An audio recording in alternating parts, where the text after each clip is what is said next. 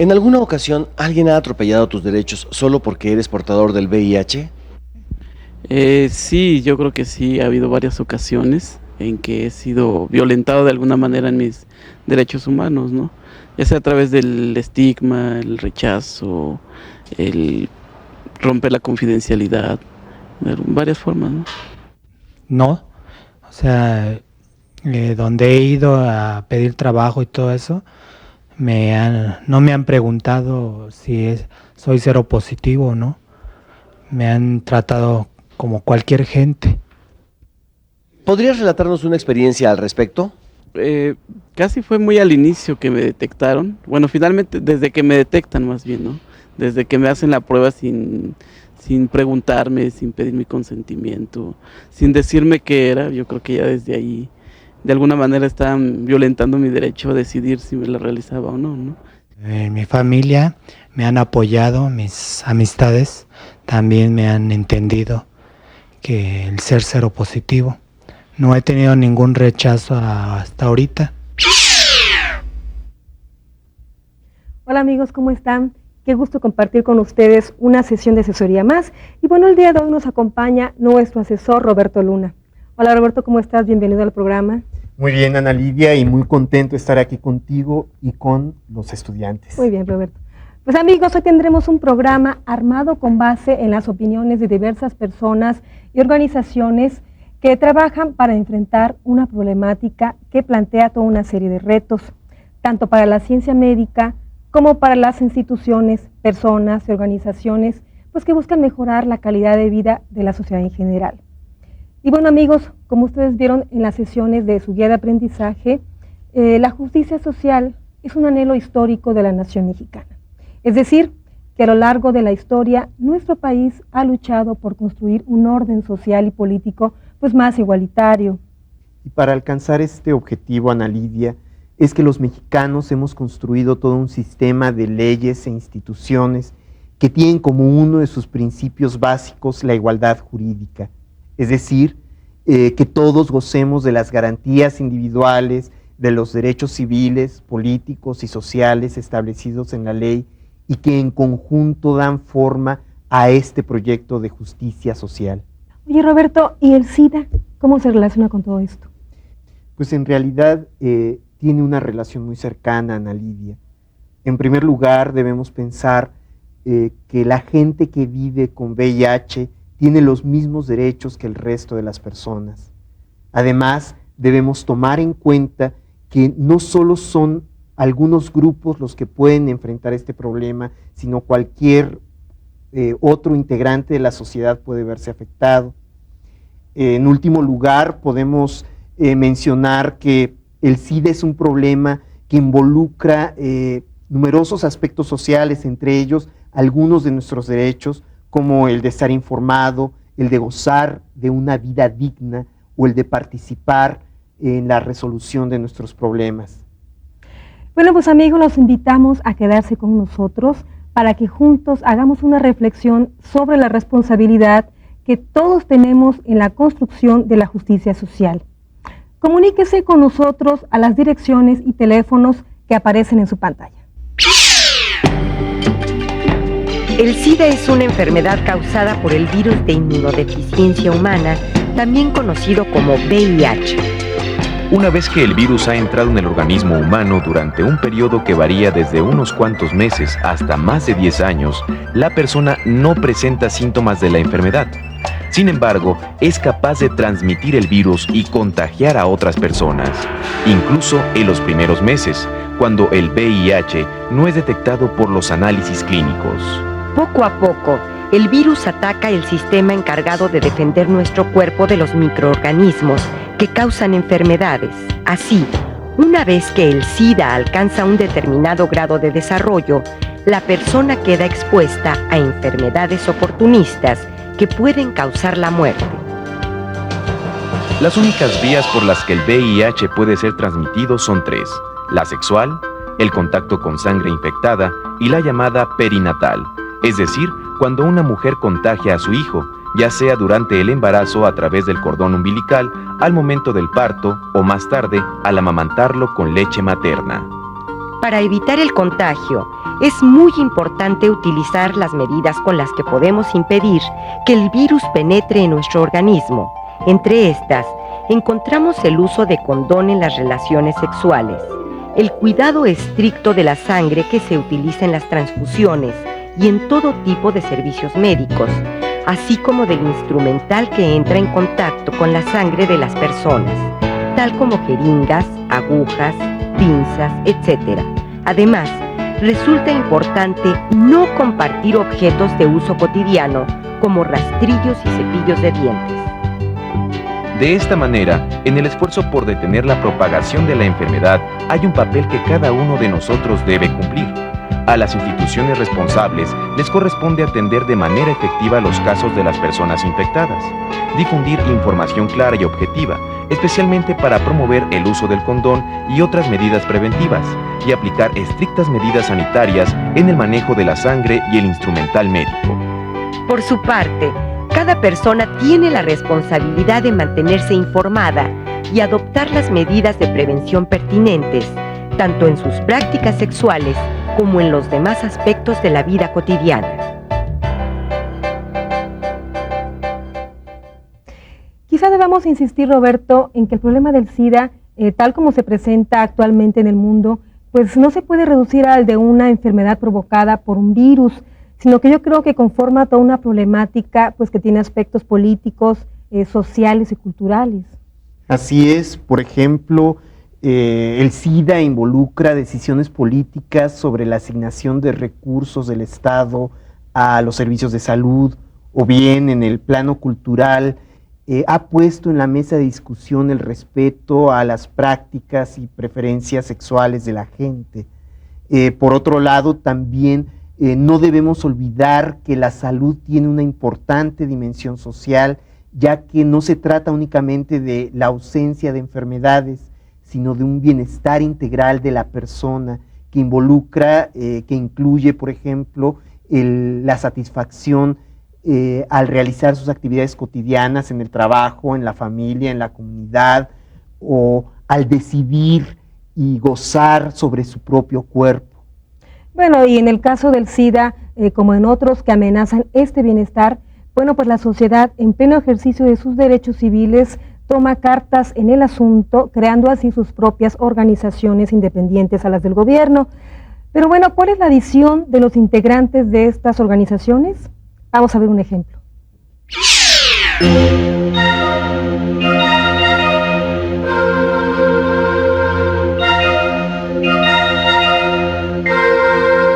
Estamos con el señor Mauricio Ramos, quien es presidente de la Fundación Mexicana de Lucha contra el SIDA, AC.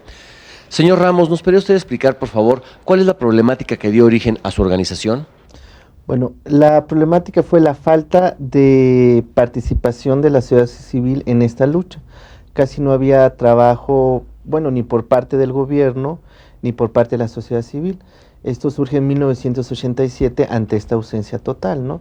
Decidimos empezar a trabajar prevención, educación, capacitación, y en estos años hemos visto que faltan muchísimos rubros para trabajar, ¿no? Empezamos a trabajar atención, detección, desde un punto de vista más humanitario, más cercano a la realidad que estaban viviendo las personas que viven con VIH y SIDA. ¿Qué objetivos buscan? Bueno, tenemos dos objetivos primordiales. Uno es trabajar en función de la prevención y educación para que no haya más personas que se estén infectando con el virus del SIDA, prevenir cuestiones de SIDA, que las gentes que ya viven con VIH y SIDA no lleguen a desarrollar SIDA. Y la otra parte es brindar una atención más digna, más integral a las personas que ya están padeciendo esta enfermedad. ¿Podría mencionar las actividades más importantes que realizan para alcanzar los objetivos señalados? Bueno, mira, tenemos servicios que van como el servicio médico, que a veces es asesoría médica, ver si el diagnóstico que se les da en una institución oficial coincide con lo que ve algún médico especialista, brindar servicio médico a personas que no cuentan con seguridad social. Creemos que es muy importante el trabajo integral, trabajar cuestiones psicológicas para las personas que viven con VIH y SIDA. Hay médicos científicos que dicen que en este padecimiento la parte psicológica tiene un papel de entre el 50 y el 60% por todo aquello del estigma. Tenemos servicios de detección, tenemos servicios de consejería cara a cara, tenemos un área de derechos humanos, tenemos enfermería, tenemos todo lo que tiene que ver con información, capacitación sobre la prevención.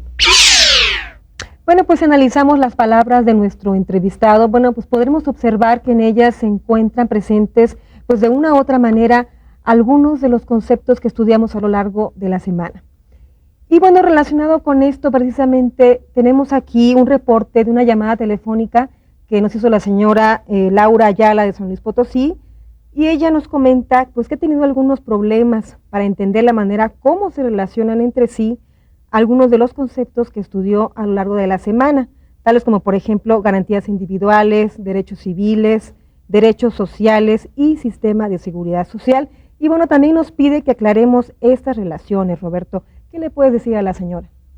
Bueno, que el terreno en el que podemos encontrar relación de cómo se relacionan estos conceptos es precisamente el de la lucha por la justicia social, que en términos muy generales podemos definir como una búsqueda de igualdades, una promoción de igualdades, es decir, partiendo de la igualdad jurídica, se busca que tengamos iguales oportunidades de acceder a los servicios, por ejemplo, los de salud, entre otros, del sistema de seguridad social, y que de esta manera tengamos igual oportunidad de desarrollar nuestra vida.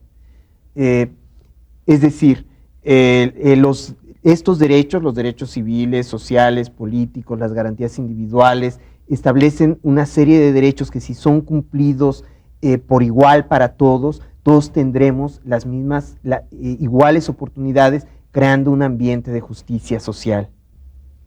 Bueno, pues esto quiere decir que todos estamos involucrados en esa lucha por la justicia social, independientemente del lugar que ocupemos, es decir, cada quien pues desde su trinchera, ocupados en una labor que finalmente pues redundará en el beneficio de todos. Estamos con el señor licenciado Alejandro Brito, director del suplemento Salud, Sexualidad, SIDA. Licenciado, ¿nos podría usted decir, por favor, cuál es la problemática que dio origen a su organización?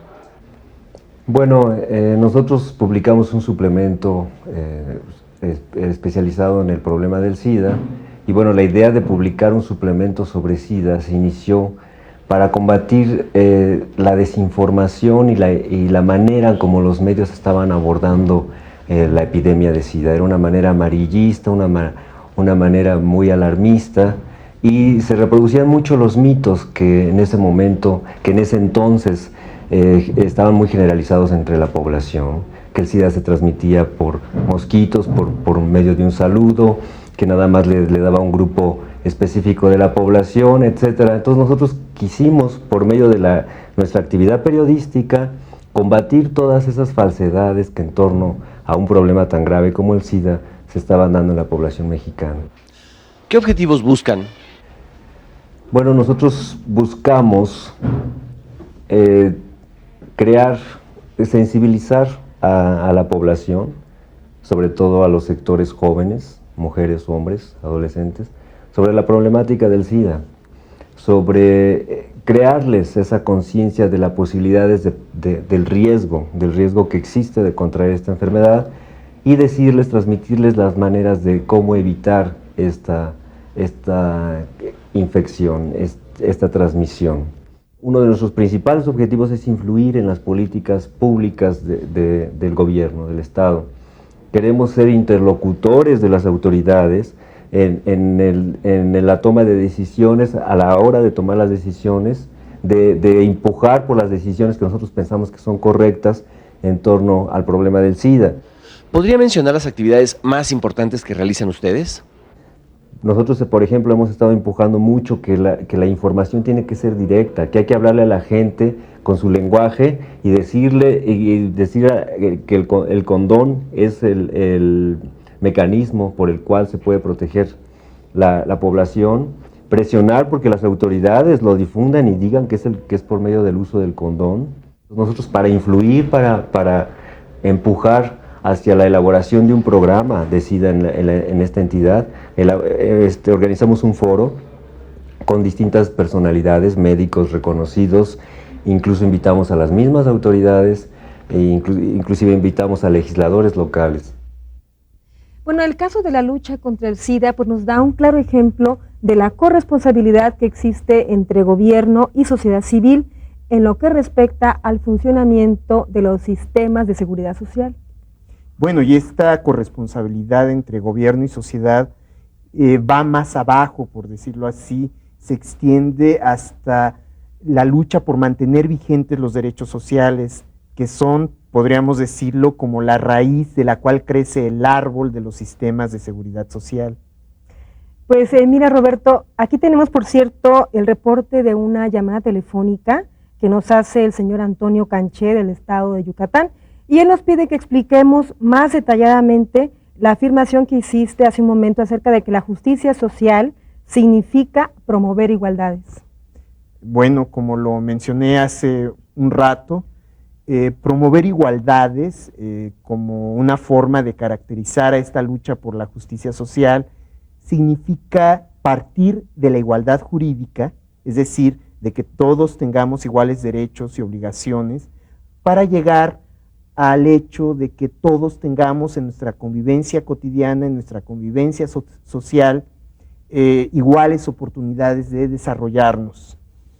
Ahora bien, es interesante traer esto otra vez porque lo podemos vincular con esta idea de la corresponsabilidad de la que hablábamos ahorita.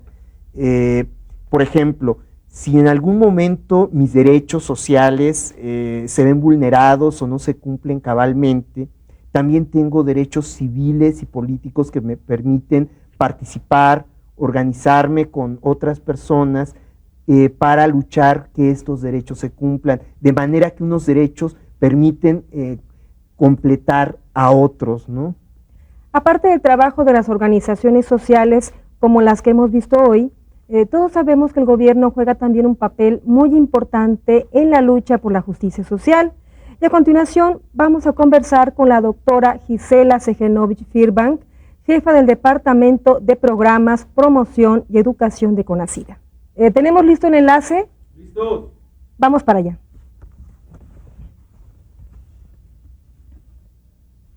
Doctora, pues le agradecemos mucho el habernos concedido esta entrevista. No, por nada, por favor. Doctora, ¿nos podría explicar brevemente qué es CONACYDA? Sí, CONACYDA es el Consejo Nacional para la Prevención y Control del SIDA. Es una entidad normativa y federal, por lo tanto, como consejo constituido por muchas instituciones, se dedica fundamentalmente a constituir normas, las cuales se puede promover la prevención y el control del SIDA y de las infecciones de transmisión sexual. Gracias por su respuesta, doctora. Ahora, ¿podría decirnos cuáles son las principales problemáticas que enfrenta México con relación al SIDA? Sí, las principales problemáticas que enfrenta México en este momento están dadas en algunos grupos poblacionales que son vulnerables, que se encuentran marginados y se encuentran realmente afectados previamente dentro de la sociedad. En este caso, todas las personas podemos realizar prácticas de riesgo. Estos conjuntos de personas realizan prácticas de riesgos, por lo tanto, tienen prácticas sin protección. Las personas más afectadas proporcionalmente, según el número de casos, son los varones que tienen sexo con varones. Muchas gracias, doctora. Desde su punto de vista, ¿qué podría decirnos del trabajo que realizan las instituciones públicas para enfrentar el problema del SIDA? Bueno, las instituciones públicas, en este caso, por ejemplo, desde CONACYDA, como institución de la Secretaría de Salud, justamente se promueven las campañas preventivas. Estas están dirigidas, por una parte, a la población en general, a través de los medios masivos de comunicación, como dirigidas a poblaciones específicas, ya sea en el área urbana o en el área rural. es muy importante adaptar cada estrategia preventiva a los grupos humanos y a los contextos donde estos grupos humanos se encuentran ubicados en el momento histórico especial que nos ha tocado vivir. ¿Cuáles considera usted son las condiciones actuales del respeto a los derechos de los portadores del VIH y de los enfermos del SIDA por parte de la sociedad y las autoridades en nuestro país? Bueno, usted sabe que los derechos humanos también están sumergidos en un contexto, en este caso, en el contexto internacional histórico de hoy, en el contexto nacional, y por lo tanto consideramos que con que a una sola persona se le faltara el respeto a los derechos humanos, cualquiera de las personas afectadas o infectadas con el virus de la inmunodeficiencia humana o con cualquier infección de transmisión sexual puede realmente, por ejemplo, en nuestro país concretamente existen normas muy claras desde hace muchos años donde estos derechos están explicitados. Una persona puede ser ni detenida ni excluida de nuestra sociedad simplemente por contar con un resultado positivo, en este caso para la infección con VIH o cualquier otra infección de transmisión sexual. Le agradezco mucho su participación. No, por nada, por favor. Pues amigos, estarán de acuerdo conmigo en que la vida democrática no es sinónimo de acuerdo total, sino que el desacuerdo es una parte importante en él. Bueno, pensamos que ha sido una política que podemos llamar dispareja, con algunos aciertos y algunos notables fracasos. Han tenido aciertos, por ejemplo, en lograr detener la epidemia por transmisión sanguínea. Ahí casi es una epidemia que casi se ha controlado totalmente, gracias a que se prohibieron los bancos privados de sangre a finales de los 80s. Esa ha sido una política muy acertada que permitió detener esta epidemia. Pero por otro lado vemos que en otro aspecto, por ejemplo en el preventivo, en la epidemia por transmisión sexual, ahí sí no se han tenido éxitos o logros notables, porque la política de prevención, las campañas, por ejemplo, han sido muy disparejas. Hay diferentes instancias, ¿no? O sea, a lo mejor la Secretaría de Salud, con la formación del CONACYT y los COECIDAS, creo que ha sido un esfuerzo bastante bueno, ¿sí? O sea, ahora corresponde a nosotros tener que exigir que esos servicios se cumplan. Bueno, podemos decir que hoy, después de tantos años del inicio de esta pandemia en nuestro país, creo que ambos, la sociedad y las instituciones gubernamentales, están mucho más sensibilizadas en torno al problema. A mí me gustaría hablar de la sociedad civil en general. Nosotros nos quejamos mucho del gobierno. Por supuesto que ha habido maltrato por parte del sector salud, del personal de salud, médicos, enfermeras, ¿no? Porque no tienen información, creemos, ¿no?